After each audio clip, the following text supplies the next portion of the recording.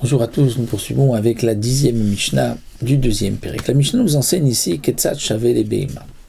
À la suite des deux Mishnayot précédentes, nous avons vu le digne du Koy, de cette bête, où il y a une grande marloquette.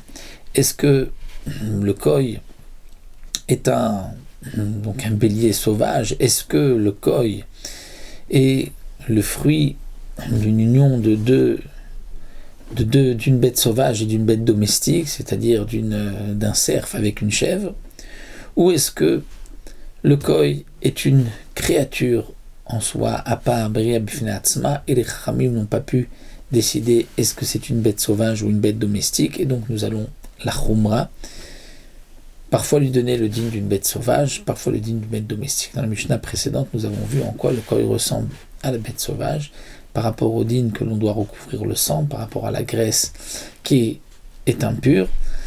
Et ici, la Mishnah continue, Ketzat Shavel Behema. En quoi le Koy ressemble à la bête domestique? Chelbo Asur Krelev Behema. La graisse est interdite à la consommation comme la graisse d'une bête domestique. La graisse d'une bête sauvage est permise. La graisse d'une bête domestique, le Chelev, est interdite. Et donc là, le Koy, sa graisse sera interdite. La Chumra, c'est peut-être une bête domestique. Ven Chayavim Alav Karet. Mais si on la consomme, il n'y aura pas de Chiyuv Karet, parce que c'est un Safek. Quelle est la différence?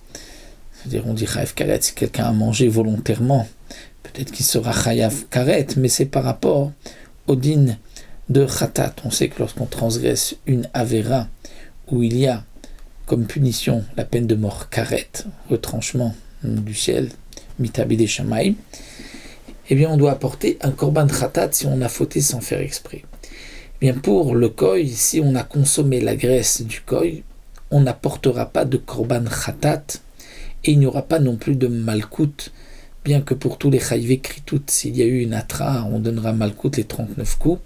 Donc là, c'est ce que la Mishnah vient nous dire, il n'y a pas de chiyuv karet, c'est-à-dire il n'y a pas de malkout et il n'y a pas non plus de possibilité d'apporter un korban khatat sans faire exprès. Parce que c'est peut-être une bête sauvage. On ne pourra pas l'acheter avec l'argent du maaser sheni pour la consommer à Yerushalayim, parce que c'est peut-être une bête domestique. Et une bête domestique, on ne peut pas acheter avec l'argent du maaser sheni une bête domestique pour manger basar ta'ava, c'est-à-dire si ce n'est pas un korban shlamim. Donc pour manger alors que ce n'est pas un korban shlamim, on ne pourra pas, puisque le Koy est peut-être une bête domestique. Lorsque on égorge une bête, on doit donner au Kohen les matnot keuna, les cadeaux, les 24 cadeaux des Kohanim. Entre autres, nous avons le bras, la jouve, akeva et la panse, qui doit être donné au Kohen, et dans le passouk c'est marqué imshor, imse, si c'est un taureau, si c'est un agneau.